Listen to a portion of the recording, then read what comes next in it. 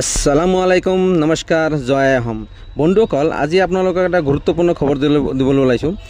খবৰটো হ'ল যে ৰূপহী আমাৰ নতুন বজাৰ দলংপাৰৰ পৰা এখন গেলামাল দোকানৰ পৰা প্ৰায় এক টমটম ভৰি মাল টমটমত মানে গেলামাল দোকানৰ মাল হোটেলৰ কাৰণে আহি আছিল, য'ত লিঅ' ৰেষ্টুৰেণ্ট ৰূপহী চাৰিআলি ৰেষ্টুৰেণ্টত আহিব লাগিছিল, কিন্তু টমটমলাই মালখিনি লিঅ' ৰেষ্টুৰেণ্টত নিদি পেলাই তেখেতে আত্মহত্যা কৰিলে বা চুৰিকাণ্ড সংঘটিত কৰিলে।